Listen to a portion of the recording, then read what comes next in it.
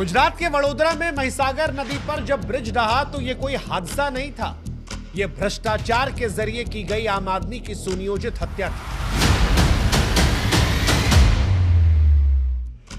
45 साल पुराना यह पुल बीचों बीच से टूट गया, 10 जिंदगियों को निगल गया, 2 मासूम बच्चों को खा गया। 2 truck, 2 car, 1 rickshaw, 1 pickup van, सब कुछ नदी की गहराई में समा गए। लेकिन हर कोई एक दूसरे का मुंह देख रहा है और कोई ये बताने को तैयार नहीं कि साहब इन 10 लोगों की मौत का जिम्मेदार। हमने पहले भी कहा था कि इस देश में आम आदमी को मर मर कर बताना पड़ता है कि साहब हम तो मरकर मोक्ष पा लिए, प्लीज बचा लेना नेक्स्ट टाइम किसी और को। लेकिन अगली बार फिर एक घटना होती है और फिर वही सवाल उठता है कि क्या इस देश में आम आदमी की जिंदगी इतनी सस्ती है? अगर सस्ती ना होती तो अप्रैल 2025 में एक गुजराती पत्रकार ने जब दुनिया को यह चीख चीख कर बताया था कि इस ब्रिज में दरार है और यह टूट जाएगा, तो उस वक्त सरकारों ने अपने कान में जो रुई ठूसी थी, जो आंखों पर काली पट्टी बांधी थी, वो शायद हटा दी होती तो आज जनता मौत के रास्ते पर धकेली ना करती। लेकिन इस देश में आम आदमी की जिंदगी कीड़े मकोड़ों की तरह है साहब। हर बार एक त्रासदी आती है, एक आंकड़ा आता है, एक जांच कमेटी आती है जो कागजों पर दौड़ती है, दोषियों को लेकर कुछ खाना पूर्ति कर जा देती है, कहा जाता है जांच जारी है, और जब तक ये जांच खत्म होती है हम और आप भूल जाते हैं, हम और आप किसी अगली घटना में लग जाते हैं। इस देश में जब कोई पुल टूटता है तो सिर्फ सीमेंट और सरिया नहीं चूर चूर होता। ये बात समझनी पड़ेगी कि परिवार टूट जाता है, परिवार बिखर जाता है, कुचल जाती है जनता की वो आखिरी उम्मीद जो सिस्टम से बची थी, जो ये उम्मीद कर रही थी कि अब शायद आगे इस तरह से लोगों को मरना नहीं पड़ेगा। इसी गुजरात में साल 2022 का मोरबी हादसा याद आपको? मच्छू नदी पर 143 साल पुराना झूलता पुल जो है वो ढह गया था, 135 लोग मरे थे, 180 घायल हुए थे। उस दौर में भी यही सब तमाशा हुआ। ऐसे ही बड़े बड़े वादे किए गए थे, ऐसे ही जांच का ढोंग किया गया था और नतीजा वही लापरवाही, वही भ्रष्टाचार हर बार होता है और हर बार लोग मर जाते हैं। और लोग नहीं चाहते कि सवाल पूछे जाए, क्योंकि सवाल पूछेंगे तो कोई ना कोई गाली देने चला आता है। हमारे वाले से मत पूछिए। सवाल ये नहीं है कि ये पुल क्यों टूटा, सवाल ये है कि आखिर ये सिस्टम कब तक टूटता रहेगा, कब तक जनता की जान जो है वो यूं ही भ्रष्टाचार की भेंट चढ़ती रहेगी, और कब तक इस देश की सरकारें अपनी जिम्मेदारी से मुंह फेर लेंगी। याद रखिए, जो एक बार हो उसे हादसा कहते हैं, जो बार बार हो उसे अपराध कहते हैं, और ये अपराध हुआ है। अपराध चाहे वो मोरबी ब्रिज पर हुआ हो या फिर इस गंभीरा ब्रिज पर, हर बार एक ही स्क्रिप्ट आती है। निर्माण होता है, फिर घोटाला, फिर दिखावे में मरम्मत की जाती है, फिर कोई मर जाता है, फिर मीडिया आती है, वो चीखती है, चिल्लाती है, सरकार पर दबाव बनता है, सरकार जांच का नाटक करती है और थोड़े दिन में सब भूल जाते हैं। फिर मैं कह रहा हूं कि ये आखिरी नहीं है, और इसलिए आज सवाल पूछिए कि अभी इस देश में कितने पुल और गिरेंगे? कब तक आम आदमी भ्रष्टाचार की भेंट चढ़ता रहेगा? कब तक सरकारें जिम्मेदारी से चेहरा छिपाकर बच निकलेंगी? इन मौतों का दोषी कौन है? क्या गुजरात सरकार ये बताएगी? क्या ये बात सामने आएगी? क्योंकि इस देश में लोगों को यह तो पता है कि 15 साल पुरानी गाड़ी नहीं चल सकती, लेकिन सरकारें जर्जर हो, पुल कमजोर हो, तो भ्रष्टाचार के जरिए वो सालों साल चलते रहे। इस देश में कोई पुल टूटता है तो सिर्फ सीमेंट सरिया चूर चूर नहीं होता। मैं फिर कह रहा हूं, ये बताना पड़ेगा कि जो परिवार टूटे हैं उनका जिम्मेदार कौन है, कौन है इनकी मौत के लिए दोषी, कौन है जिसने इन्हें मार दिया।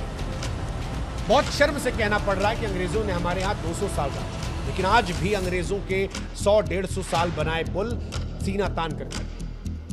अंग्रेज हमें लूटने आए थे, हमें लूटे, लेकिन उसके बावजूद जितना काम किया वो ऐसा किया कि वो आज भी मजबूती से खड़ा है।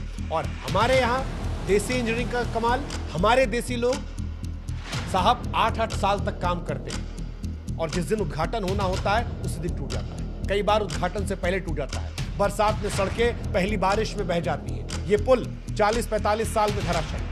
हमारे यहाँ पुल सीमेंट और लोहे से नहीं, घोटालों से बनते हैं। वडोदरा का जो ब्रिज टूटा है, वहां इंजीनियरिंग के हिसाब से सबसे ज्यादा ताकत लगनी चाहिए थी। टेक्निकल टर्म में समझाएं तो जिस जगह पर था वहां सबसे मजबूती होनी चाहिए।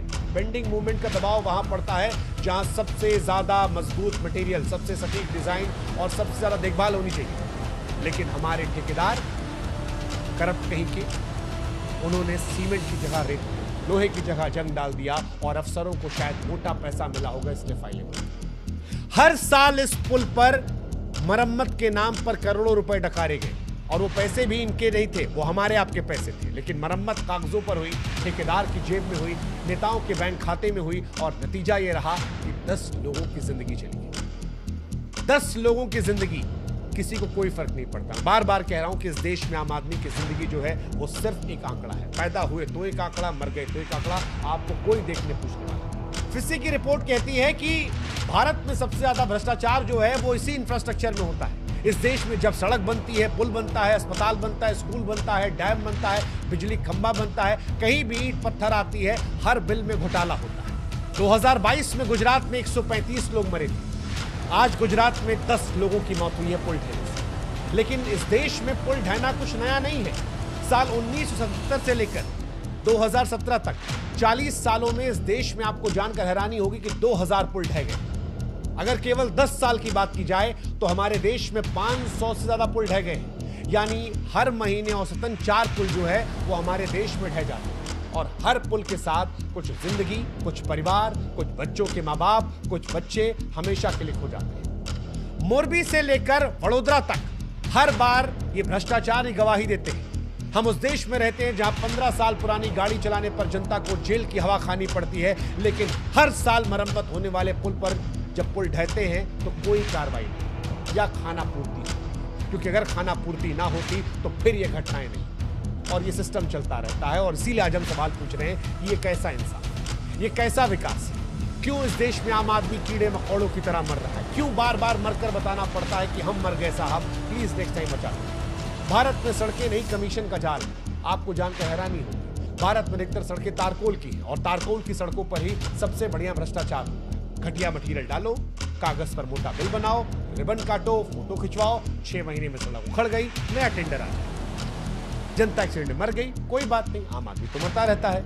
हम और आप टैक्स चुकाते हैं, हमारे पैसे से ये सड़क बनाते हैं, उसी सड़क पे हम मर जाते हैं, फिर ये उसका नया टेंडर निकालते हैं, फिर ये पैसा कमाते हैं और फिर कोई और मर जाता है। सीबीआई की एक चौंकाने वाली रिपोर्ट कहती है कि भारत में रिश्वत का आलम ये कि 90% लोग नकद में रिश्वत देते हैं इन अफसरों को, नेताओं को, इन सब टेंडर को पास करवाने में। 70% लाखों में घड़ियां दी जाती हैं, आलीशान बंगले दिए जाते हैं, सोना दिया जाता है। हर प्रोजेक्ट की लागत का 30% हिस्सा रिश्वत में जाता है। अब आप खुद सोचिए कि जब सड़क बनने से पहले यह तय हो जाता है कि कितना पैसा किसके पास जाएगा, कौन जो है वो कितना कमाएगा और कौन है जिसका मुंह पैसे से बंद कर दिया जाएगा या किसको पैसा लेके दस्तखत कर देगा। अगर ये सब पहले से तय होता है तो फिर ये पुल कैसे टिकेगा? अंग्रेजों ने लाख भारत को लूटा, लेकिन जो बनाया वो तमीज का बनाया और अंग्रेजों से गए गुजरे हमारे लोग हो गए। हमारे देश में पुल गिर जाता है, स्कूल की छत टपकती रहती है, अस्पताल की दीवारें ढह जाती हैं, बिजली के खंभे जो हवा में बह जाते हैं। इंफ्रास्ट्रक्चर हमारे देश में कमीशन का नया धंधा बन चुका है और हमारा समाज भी इसमें हिस्सा है। हमारा समाज बेईमानों को लेकर अलग नजरिया रखता है। भले कोई आदमी जिसको हम जानते हैं कि रिश्वतखोरी से, करप्शन से पैसा कमा, लेकिन अगर पैसा कमा लिया तो हमारा आप कहते हैं क्या बड़ा आदमी यार, आओ चलो फोटो खिंचाओ। अरे हमारे इलाके की शान है, हमारे यहाँ शादी होगी तो हम इनको बुलाएंगे।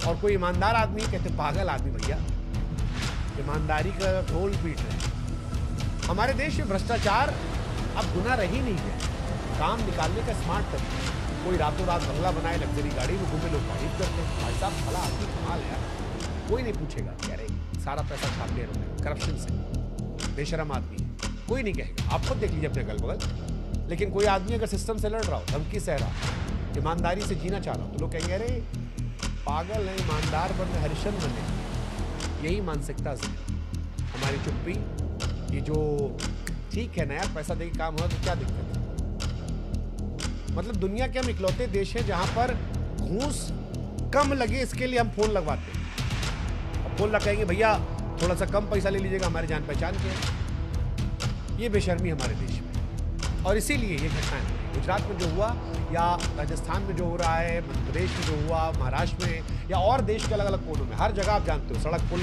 हर साल गिर रहे हैं, हर साल।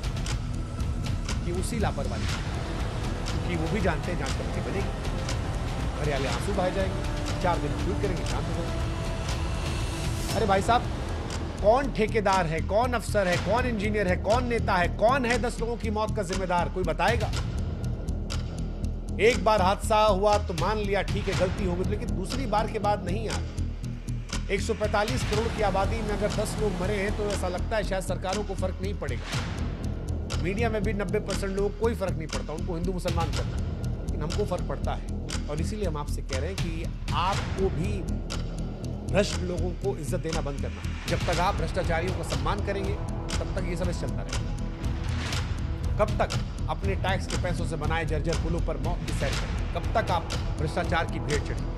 अगर भ्रष्टाचार के रावण को मारना है तो नजरिया बदलना पड़ेगा। ईमानदार को इज्जत देनी पड़ेगी, बेईमान को लात मारना पड़ेगा, सवाल उठाना पड़ेगा, आवाज बुलंद करना पड़ेगा। ये नहीं सोचना होगा कि मेरे अकेले से क्या होगा। याद रखिए, हम सुधरे तो जग सुधरा। एक आदमी अगर ये सोचे पर सोचेगा तब बात है। सोशल मीडिया पर ज्ञान देना आसान है। हमारे देश में हर आदमी तब तक ईमानदार होता है जब तक उसे करप्शन करने का मौका नहीं मिलता, और हर आदमी कहता रहता है भाई साहब सब बेईमान है। अगर आप चाहते हैं कि ये मरने वालों में से कोई आपका अपना ना हो, आप ना हो, तो हर टूटी सड़क, हर जर्जर पुल, हर ढहती इमारत के हिसाब में, क्योंकि जब तक जनता चुप है भ्रष्टाचार का रावण हर बार जिंदगियों को निगलेगा।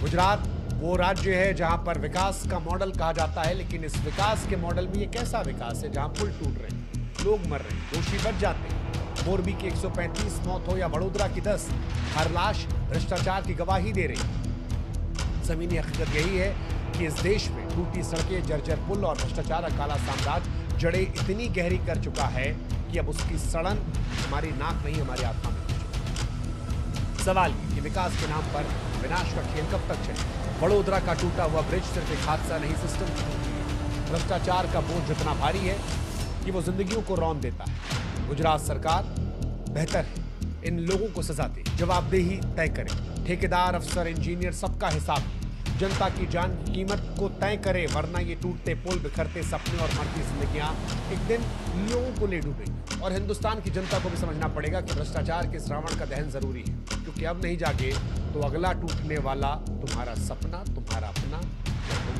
खुद हो सकते। इससे पहले कि तुमको मरकर ये बताना हो कि साहब हम मरकर आवाज अपने लिए जब लो, अपनों तुम्हारा भला हो जाएगा, इस देश का, और बेईमानों को हीरो बनाना।